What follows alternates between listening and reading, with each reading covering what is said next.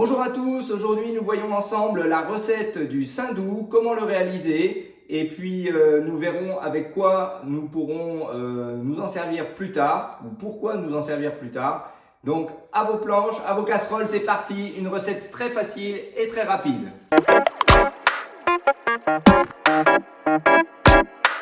Donc voilà, nous avons notre panne, nous avons ôté préalablement le rognon qui souvent est raccordé tenu par celle-ci.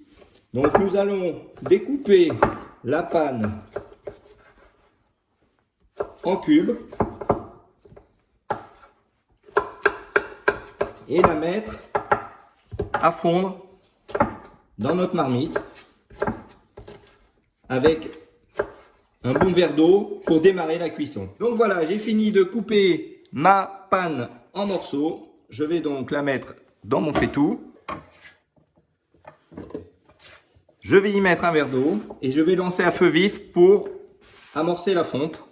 Donc l'eau va servir un peu d'amorce pour lancer la fonte du gras. Et puis après, dès que c'est lancé, je vais laisser mijoter jusqu'à la fonte quasi totale, puisqu'il va toujours rester des petits morceaux résiduels qui ne fondent pas. Et au terme de cette fonte, nous verrons ce qu'il faut faire. Donc voilà, nous y sommes. Nous allons mettre notre verre d'eau. Et puis on va lancer le gaz à fond. Et puis dès que ça va commencer à bouillonner et qu'on va accélérer un petit peu la fonte, on va pouvoir diminuer le feu pour que ça mijote. Donc voilà, après 10 minutes environ, nous avons bien amorcé le démarrage de la fonte. Donc on va pouvoir remuer en vérifiant qu'il n'y a pas de coloration. Et puis on va mettre au ralenti. Et on va compter, allez, il y a quand même une certaine quantité, on va compter au moins 30 minutes et on va vérifier la fonte au bout de 30 minutes. Et ça peut aller jusqu'à 1 heure, tout dépend de la force de votre gaz aussi. Et puis de la grosseur des cubes de panne que vous avez taillés.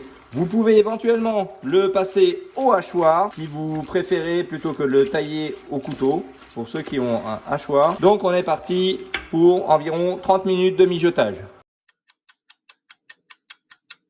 Donc voilà, on arrive au terme de nos 30 minutes dépassées de fonte de la panne pour obtenir notre Saindoux. Donc on va arrêter forcément la cuisson et on va passer grossièrement, on va dire. Moi je le mets à la passoire, il y a encore quand même des gros morceaux.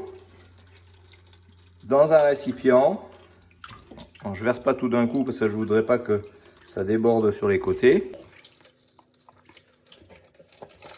On va passer notre Saindoux comme ça pour récolter vraiment le maximum de liquide fondu, quoi. Et donc là j'ai dépassé mes 30 minutes quand même, honnêtement 40 minutes. Après le choix quand même c'est celui de mettre sur un gaz vraiment très lent. Il vaut mieux que ça vous prenne plus de temps mais qu'il n'y ait pas de coloration et qu'il ne prenne pas un goût trop prononcé de croustillant, de roussi, de noisette, voilà, et qui reste clair, suivant ce que vous allez vouloir en faire, bien sûr. Mais le but, c'est qu'il soit le plus clair possible et que le goût ne soit pas trop prononcé, quoi.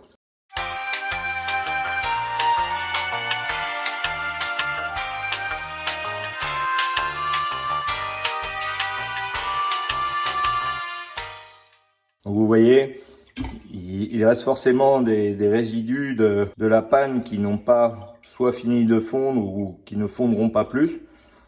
On pourrait essayer de pousser la fonte un peu plus loin, mais vous avez le risque de coloration quand même qui risque de s'accentuer. Donc voilà, notre Saindoux qui est fini.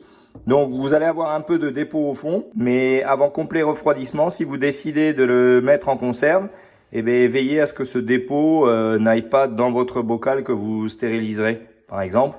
Le dépôt, c'est vraiment des petits résidus de cuisson, de roussi, des fins résidus. Donc évitez de les mettre, ce sera toujours mieux. Voilà, pour la conservation. Voilà, nous arrivons au terme de la réalisation du Saindoux. Donc nous allons le laisser entre 30 minutes et 45 minutes pour un refroidissement tranquille avant de le mettre soit éventuellement dans des bocaux pour stérilisation ou au réfrigérateur. Vous pouvez écourter la phase de refroidissement si vous le mettez en conserve.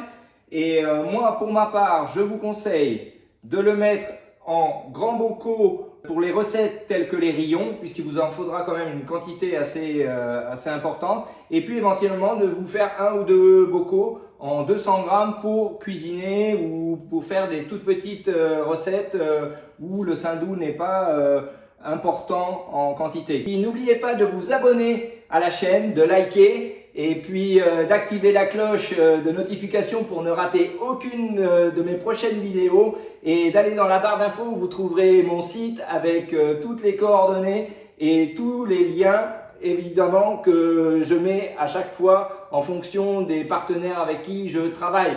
Je vous remercie, je vous dis à très bientôt pour une nouvelle vidéo. Ciao!